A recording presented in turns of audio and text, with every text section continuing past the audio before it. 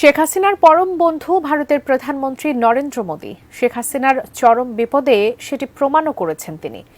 তবে শত চেষ্টা করেও বাংলাদেশে তাকে টিকিয়ে রাখতে পারেনি মোদী সরকার। তাই নানা উপায়ে দ্বিতীয় অভ্যুত্থানের মাধ্যমে শেখ হাসিনার পুনর্বাসনের চেষ্টায় প্রতিবেশী এই দেশটি। সবশেষ ইসকনকে ব্যবহার করে সেই মরণ কামড় দিতে চেয়েছিলেন নরেন্দ্র মোদী, তবে সেখানেও ব্যর্থ তারা। এবার কোন পরিকল্পনায় নামছে তারা, জানাচ্ছেন সহকর্মী মোহাম্মদ সোহাগ বিশ্বাস। দেশকে স্বৈরাচার মুক্ত করতে প্রায় ২,০০০-এর মতো ছাত্র জনতা প্রাণ দিয়েছে। আহত হয়েছে ৩০,০০০-এরও বেশি মানুষ। গোটা দেশে যখন ভয়াবহ অবস্থা, তখন মুখে কুলু পেটেছিল উগ্রবাদী সংগঠন ইসকন। এই গণহত্যার পক্ষে না দাঁড়িয়ে বিপরীতমুখী অবস্থানে ছিল তারা। তবে শেখ হাসিনার পতনের পর হঠাৎ করেই সক্রিয় ইসকন। ভারতের ইন্ধনে একের পর এক দেশি বিরোধী চক্রান্তের গুটি চালাচ্ছে তারা। দীর্ঘ ১৬ বছর ধরে লুটপাট, গুম, খুন, গণহত্যা সহ মানবতা বিরোধী নানা অপরাধ করেছে আওয়ামী লীগ সরকার। তাই জনরোষের কারণে প্রকাশ্যে আসতে পারছে না দলটির নেতাকর্মীরা। আর এই কারণেই আড়ালে থেকে একের পর এক দেশ বিরোধী ষড়যন্ত্রের কলকাঠি নাড়ছে ফেসিবাদের দোসররা। ইতিমধ্যে আনসার লীগ, রিকশা লীগ, বিশ্ববিদ্যালয় লীগ, গার্মেন্টস লীগ, দাবি দেওয়া লীগ, ১৬ বছরের বঞ্চিত লীগ সহ নানা রূপে প্রতি বিপ্লবের চেষ্টা করে ব্যর্থ হয়েছে তারা।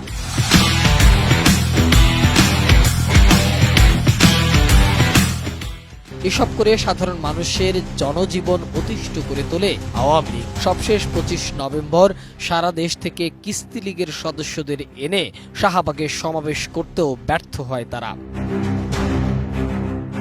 গণ অভ্যুত্থানে পরাজয়ের পর প্রথম থেকেই হিন্দুদের নিয়ে গভীর এক ষড়যন্ত্র করতে থাকে আওয়ামী লীগ। অন্তর্বর্তী সরকারকে অস্থিতিশীল করতে সাম্প্রদায়িক দাঙ্গা বাঁধানোর যে কয়টি প্রচেষ্টা করা হয়েছে, তার পিছনে বিতর্কিত ইসকন নেতা চিন্ময় কৃষ্ণ দাস ব্রহ্মচারীর সরাসরি ইন্ধন রয়েছে বলে তথ্য আছে গোয়েন্দা সংস্থাগুলোর কাছে।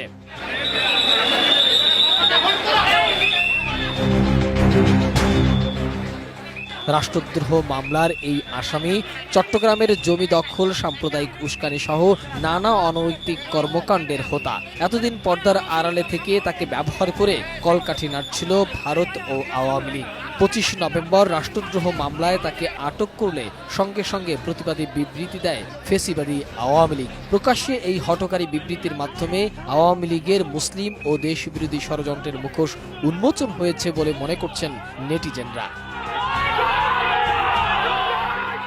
বাংলাদেশ আওয়ামী লীগের প্রেসিডিয়াম সদস্য জাহাঙ্গীর কবির নানক সোমবার এক বিবৃতিতে চিন্ময় কৃষ্ণ দাসকে গ্রেপ্তারের তীব্র নিন্দা ও প্রতিবাদ জানিয়ে এবং অনতিবিলম্বে তার মুক্তির দাবি করেছেন। চট্টগ্রামের হাজারী গলিতে সাম্প্রদায়িক দাঙ্গা সৃষ্টির অপচেষ্টার অংশ হিসাবে সহিংসতা, সেনা সদস্য ও পুলিশ বাহিনীর সদস্যদের উপর ভয়ঙ্কর অ্যাসিড হামলার নেপথ্যের ভূমিকার অভিযোগ রয়েছে এই ইসকন নেতার বিরুদ্ধে।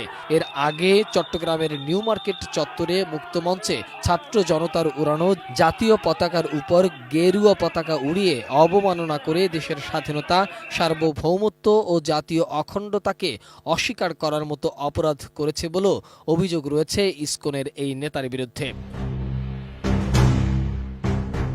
এদিকে সনাতনী জাগরণ জোটের মুখপাত্র ও পুণ্ডরিক ধামের অধ্যক্ষ চিন্ময় কৃষ্ণ দাসকে আটকের বিষয়ে ভারতের হস্তক্ষেপ চেয়ে চিঠি দিয়েছে ইসকন।